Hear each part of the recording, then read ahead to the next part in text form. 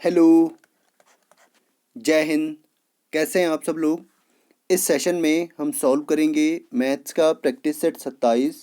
इसका पहला क्वेश्चन है, how many numbers are there between 200 and 300 which are divisible by 13। इसमें पूछा गया है कि 200 और 300 के बीच में ऐसे कितने नंबर हैं जो 13 से डिवाइड होते हैं। तो इसको करने का जो तरीका है वो है, पहले हम 200 को 13 से डिवाइड करेंगे, फिर 300 को 13 से डिवाइड करेंगे। ठीक है। तो 200 में अगर हम 13 का भाग दें तो 13 एकम 13, यहाँ पे बचेगा 7, 0, 13 पंजे 65, यहाँ रिमाइंडर बचेगा 5। उसके बाद अगर 13 से 300 में डिवाइड करें तो 13 दूना 26, यहाँ आएगा 4, यहाँ 0, 13 तियाँ 39, यहाँ रिमाइंडर बचेगा 1। अब यहाँ से देखिए, इनका जो क्वोशंट है, जो इनका भागफल है वो क्या है, एक है 15 और एक है 23। तो इन दोनों का जो डिफरेंस होगा उतने ही नंबर जो हैं 13 से यहाँ पे डिवाइड होंगे। तो 23 और 15 का जो डिफरेंस है, 23 माइनस 15, 23 माइनस 15 बराबर कितना है 8। इसका मतलब 13 से जो है 200 और 300 के बीच में 8 नंबर क्या होंगे, डिवाइड होंगे। ठीक है। अगला क्वेश्चन है, find the area of a rhombus whose diagonal are 16 centimetre and 18 centimetre. एक रोम्बस आपको दिया गया है। रोम्बस कुछ ऐसा होता है, इसकी सारी साइड्स क्या होती हैं, इक्वल होती हैं, और इसके जो डायगनल्स होते हैं वो एक दूसरे को किस पे काटते हैं, 90 डिग्री पे काटते हैं। ठीक है। अब इसका एक डायगनल है 16 सेंटीमीटर और दूसरा डायगनल इसका है 18 सेंटीमीटर। तो यहाँ पे मैं लिख सकता हूँ D1 इजिकल टू 16 सेंटीमीटर और D2 इजिकल टू 18 सेंटीमीटर। इसका जो एरिया का जो फॉर्मूला होता है, area of rhombus, area of rhombus, rhombus is equal to होता है 1/2 इंटू D1 इंटू D2। ठीक है। तो 1/2, D1 कितना है 16 और D2 कितना है 18 सेंटीमीटर। 2 से कटेगा ये 8 बार, और 18 गुणा 8 कितना होता है, 18 8 144 सेंटीमीटर का स्क्वायर। ठीक है। तो ऑप्शन नंबर सी इसका बिल्कुल सही उत्तर होगा। ठीक है। अगला है, a horse is tied up with a 18 metre long rope in a field of grass, how much area can be horse graze. यहाँ पे कोई एक फील्ड है और उस पर जो है एक हॉर्स को बांधा गया है जिसकी रस्सी की लंबाई कितनी है, 18 मीटर है। आप क्वेश्चन को दोबारा पढ़िएगा। एक 28 मीटर लंबी रोप पर जो है उसको बांधा गया है। ठीक है। यहाँ से रस्सी को बांधा गया है और हॉर्स यहाँ पर है। ठीक है। तो हॉर्स कितना एरिया कवर करेगा, यहाँ से जाएगा, देखिए इतना एरिया वो कवर करेगा, यहाँ से और यहाँ तक का एरिया वो, इतने एरिया में वो घास को चर सकता है। ठीक है। तो ये क्या हो गई इसकी रेडियस, ये क्या हो गया एक सर्कल। तो सर्कल का एरिया क्या होता है, area of circle, area of circle is equal to होता है पाई आर स्क्वायर। पाई का मान होता है 22/7 और आर बराबर कितना दे रखा है, 28 मीटर। रस्सी कितनी लंबी है, 28 मीटर की। तो इंटू 28 गुणा 28, 7 से कटेगा 28 4 बार। अब मैंने आपको बताया था 22 और 28 का जो मल्टीपल होता है या प्रोडक्ट होता है वो हमेशा कितना होता है, 616। तो इन दोनों को अगर हम गुणा करेंगे तो 616 आएगा, और इसको अगर हम 4 से गुणा करेंगे तो कितना आएगा, 4 चौको 16, सॉरी 4 छक्का 24, 4 छक्का 24, 4 एकम 4 और 2 6, 4 छक्का 24। तो इसका राइट आंसर होगा ऑप्शन नंबर 2। अगला क्वेश्चन है,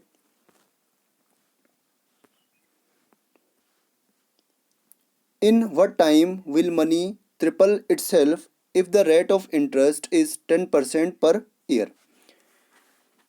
यहाँ पे पूछा गया है कि कोई धन जो है या कोई प्रिंसिपल कितने समय में ट्रिपल हो जाएगा यदि उसकी रेट कितनी हो, 10% की हो। तो यहाँ पे मान लीजिए पहले प्रिंसिपल कितना था,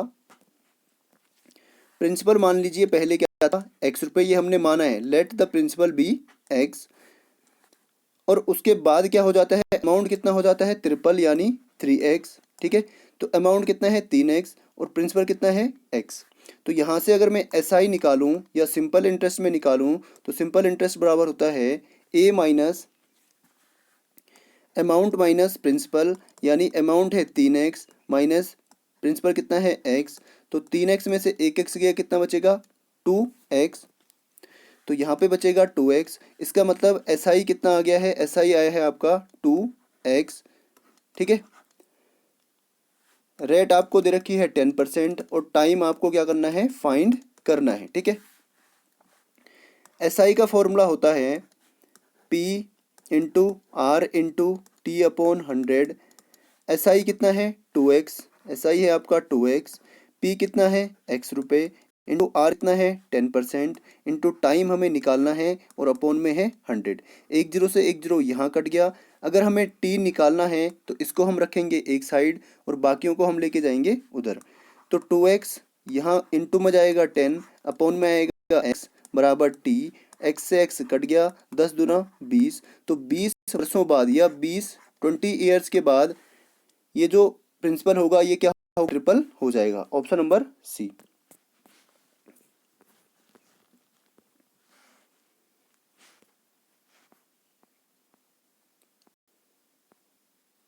अगला क्वेश्चन है 6% soldiers of an army were injured in a battle, 282 soldiers are still healthy, tell how many soldiers were injured in that battle. तो आपको सबसे पहले यहाँ पे मानना है, आपको पता है कोई भी नंबर हमेशा कितना होता है 100%।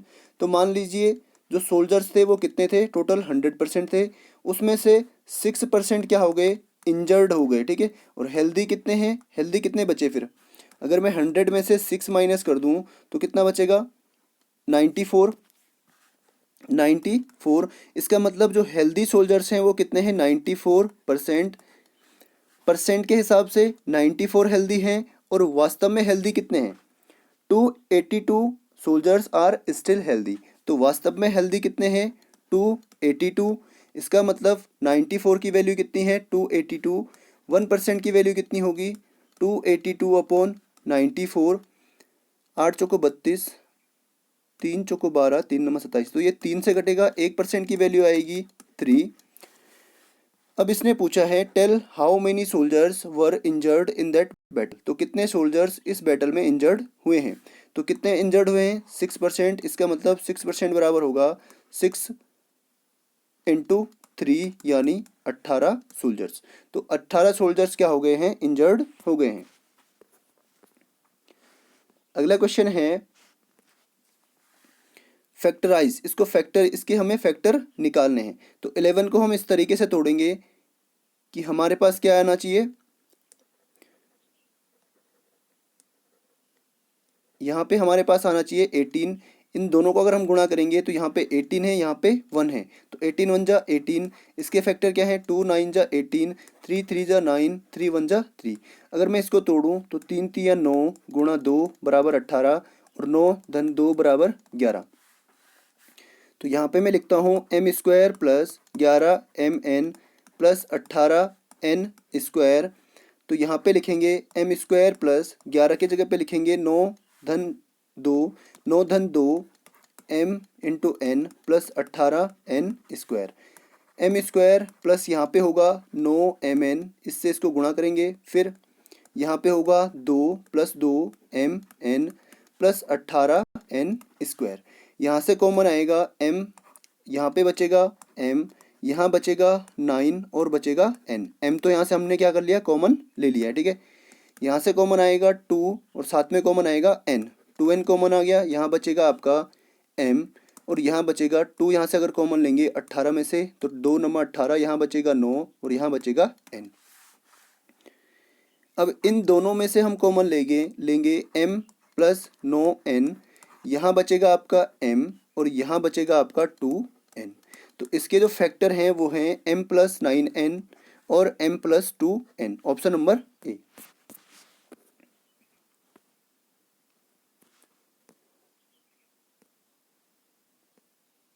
अगला क्वेश्चन है, if A B C are 3 sets then which of the following is same as इतना।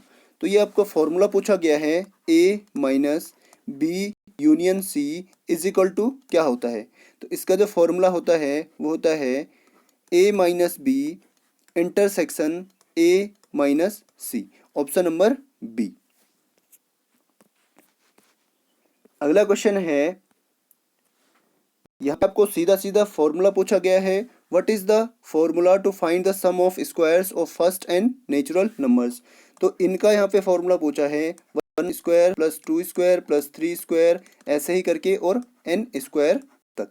तो इसका जो फॉर्मूला होता है वो होता है आपका ऑप्शन नंबर बी, और ये वाला फॉर्मूला होता है फर्स्ट n नेचुरल नंबर्स का सम। अगला क्वेश्चन है, इसका आपको ज्योमेट्रिक मीन निकालना है। इस क्वेश्चन को सॉल्व करने से पहले कुछ चीज़ें आप नोट कीजिए।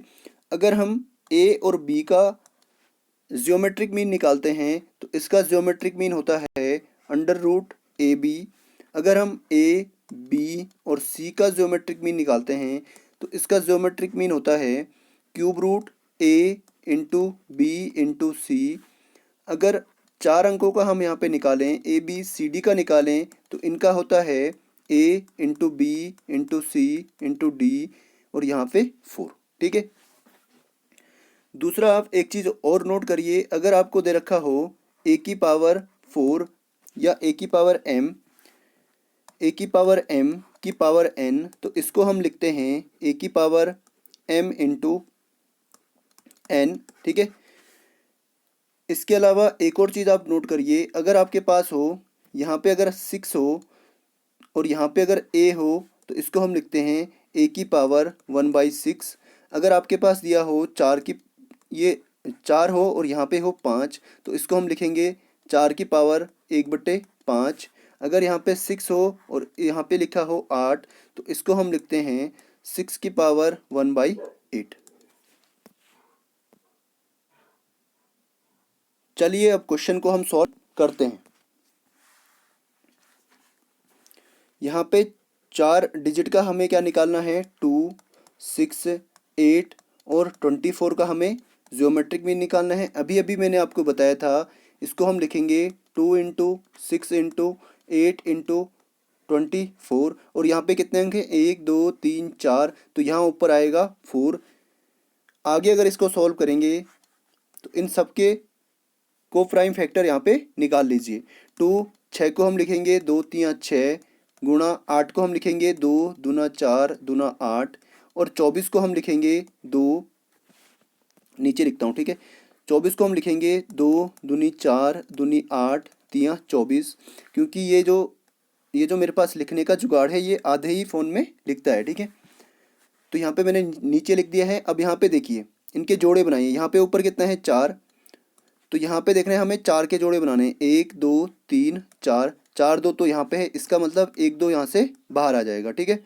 दूसरा, यहाँ पे 1 2 3 4, 2 2 यहाँ पे बाहर आ गए। ठीक है। और अंदर आपका बच गया है 3 इंटू, यहाँ पे एक 3 यहाँ पे है और एक 3 यहाँ पे है, 3 इंटू 3, और यहाँ पे है इसके ऊपर है 4। ठीक है। आगे इसको सॉल्व करेंगे तो ये होगा 2 2 ज़ा 4, यहाँ पे ऊपर है 4 और यहाँ पे क्या आएगा, 3 की पावर 2। ठीक है। अभी अभी मैंने आपको बताया था, अगर किसी नंबर में यहाँ पे है 3 की पावर 2, तो इसको हम क्या लिखते हैं, इसको हम लिखेंगे 1/4। ये ऊपर जो 4 है इसको हम लिखते हैं इसकी होल पावर 1/4। तो यहाँ पे क्या आ जाएगा, और उससे पहले मैंने आपको बताया था, अगर a की पावर m इंटू एन हो तो इसको हम लिखते हैं m इंटू एन। तो यहाँ पे आएगा 2 इंटू 1/4, 2 से ये कटेगा 2 बार, तो 1/2, 3 की पावर 1/2, तो यहाँ पे आपके पास बचेगा 4 गुणा 3 की पावर 1/2। और किसी भी नंबर की पावर, अगर किसी भी नंबर की पावर 1/2 हो या 1/2 हो तो इसका मतलब होता है रूट a। तो यहाँ पे इसका मतलब क्या होगा, 4 गुणा √3। ठीक है। तो √3 है यहाँ पे। ठीक है। अगर मैं इस 4 को अंदर ले जाऊँ, आपको पता है 4 इंटू 4 अगर रूट के अंदर हो तो इसको हम लिखते हैं बाहर 1 4, ठीक है। यहाँ से हम 1 को बाहर ले लेते हैं। तो अगर मैं इसको अंदर लेके जाऊँ तो अंदर क्या जाएंगे, 2 2 बार 4 जाएगा, ठीक है। तो अंदर आएगा √4 इंटू 4 इंटू 3। तो इसका जो आंसर आएगा 4 से को 16 तियाँ 48 √48, ऑप्शन नंबर ए। ये ऑप्शन के हिसाब से हमने आंसर ऐसे बनाए हैं, ठीक है। बाकी इसका आंसर 4√3 भी हो सकता है।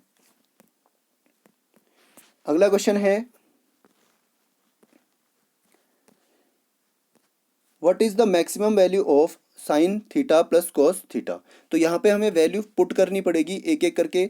मान लीजिए हम पहले थीटा की वैल्यू अगर हम 0 रखते हैं तो साइन 0 का मान होता है 0, साइन 0 का मान होता है 0। इसको थोड़ा सा छोटा करते हैं।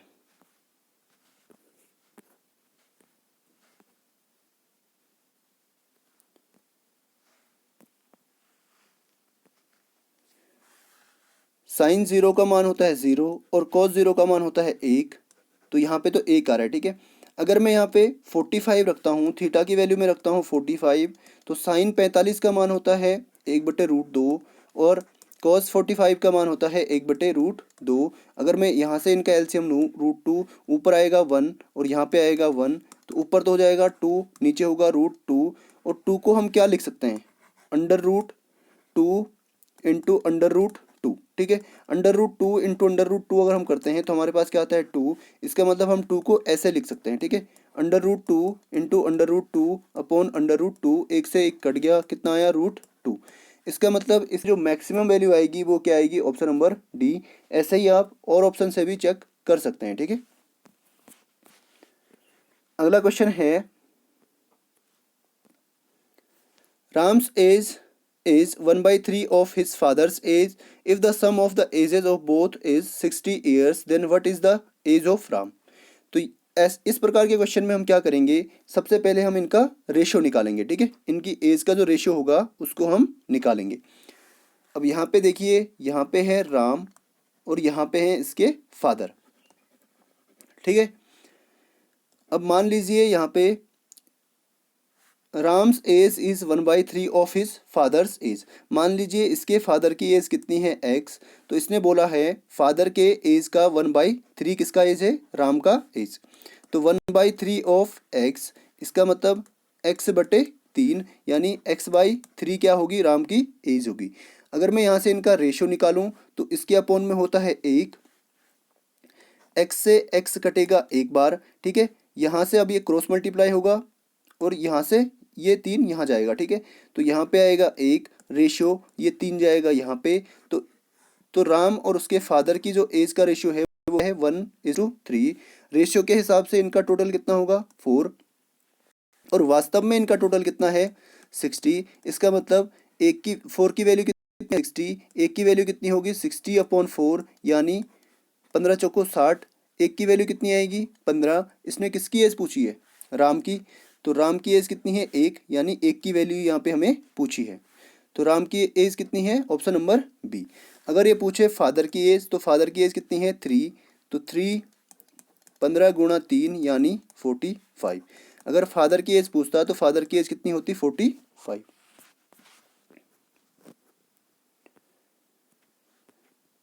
अगला क्वेश्चन है, what will be the factors of 6x² minus 13x plus 5। तो 6x² माइनस 13x प्लस 5 हम क्या करते हैं, इन दोनों को हम गुणा करते हैं 5 छक्का 30। उसके बाद इसके हम फैक्टर निकालते हैं, 2 से कटेगा 15 बार, 3 से कटेगा 5 बार और 5 से कटेगा 1 बार। उसके बाद इन फैक्टर्स को हम इस तरीके से रखते हैं कि हमारे पास जोड़ के या घटा के कितना आना चाहिए 13 आना चाहिए, प्लस करके या माइनस करके कितना आना चाहिए 13 आना चाहिए। तो अगर मैं रखूँ इसको 5 गुणा 2 यानी 10 गुणा 3 बराबर 30 और 10 धन 3 बराबर 13, ठीक है। तो यहाँ पे हमें 13 मिल रहा है, ठीक है। तो 6x² माइनस यहाँ पे 13 की जगह पे मैं लिखूँगा 10 + 3 माइनस 10 + 3 इंटू x + 5। आगे 6x², यहाँ पे माइनस है अंदर प्लस है, माइनस प्लस माइनस यहाँ पे आएगा 10 into x 10x into plus क्या होगा -3x + 5। आप इसको क्रॉस चेक भी कर सकते हैं, इन दोनों का सम कितना आना चाहिए, -13। तो -10 यहाँ पे है और -3 यहाँ पे है, तो कितना होगा, -13। आगे अब इन दोनों में से देखिए, इन दोनों में से क्या कॉमन है, जल्दी से बताइए, इन दोनों में क्या कॉमन है। इन दोनों में कॉमन है 2 और x। यहाँ से अगर मैं 2 कॉमन लेता हूँ तो 2 3 6, यहाँ पे बचेगा 3 और यहाँ बचेगा x, यहाँ पे बचेगा 2 और x मैंने कॉमन लिया, बचेगा 2 पंजे 10, 5 बचेगा। यहाँ से अगर मैं कॉमन ले लेता हूँ -1, तो यहाँ बचेगा 3x, यहाँ बचेगा -5। इन दोनों में से कॉमन क्या आएगा, 3x - 5, 3x - 5 यहाँ से कॉमन आएगा, यहाँ बचेगा आपका 2x, यहाँ बचेगा आपका -1। तो इसका जो राइट आंसर है वो है आपका 3x - 5 इंटू 2x - 1। तो किस में है, ऑप्शन नंबर सी में। अगला क्वेश्चन है, if the arithmetic mean of 6, 8 and 10 6, 8, 10 and x is 8, then what will be the value of x। Mean का मतलब होता है, arithmetic mean is equal to होता है सम ऑफ डेटा, जैसे एवरेज का मतलब होता है सम ऑफ डेटा, जो एवरेज का फॉर्मूला होता है वही इसके लिए भी यूज होता है, ठीक है, नंबर ऑफ डेटा। तो यहाँ पे देखिए डेटा क्या क्या है, 6, इनका सम अगर हम करें तो 6 + 8 + 10 + x अपॉन में टोटल डेटा कितने हैं, 1 2 3 और 4 अपॉन में 4, और इनका अर्थमेटिक मीन कितना है, अर्थमेटिक मीन इज 8, तो इनका अर्थमेटिक मीन है 8। अब ये 4 जाएगा यहाँ पे, तो 8 × 4 बराबर होगा 8 और से 14 और 10 24 प्लस x, ये होगा 32 बराबर 24 प्लस x, ये 24 जाएगा वहाँ पे, तो 32 माइनस का, यहाँ पे प्लस का था, यहाँ जाएगा माइनस का 24 बराबर x, इसमें से इसको माइनस करेंगे तो कितना आएगा 8। तो x की वैल्यू कितनी आ गई है, 8। ऑप्शन नंबर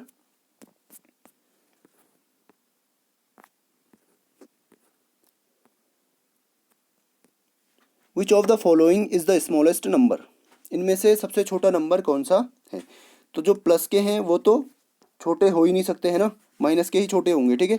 तो इन दोनों में से हम चेक करेंगे, अगर मैं 5 को 7 से डिवाइड करूं तो 7 7 49 यानी 0.7 और यहाँ पे 0, इसका आएगा 0.7 और यहाँ पे आएगा, अगर मैं 4 को डिवाइड करूँ 7 से तो यहाँ पे आएगा पॉइंट, यहाँ पे 0, 7 पंजे 35 और फिर 5 फिर 0, 7 7 49, यहाँ पे आएगा 0.7 5.57। तो यहाँ पे बड़ा कौन है, बड़ा है 0.7, और जब माइनस में अगर कोई बड़ा होता है तो वो सबसे छोटा होता है। जैसे यहाँ पे देखिए, अगर -24 है और -3 है, तो इनमें से बड़ा कौन सा है, इनमें से बड़ा होगा ये वाला और छोटा होगा ये वाला। तो यहाँ पे जो बड़ा होगा माइनस का वही सबसे छोटा होगा। Option number B.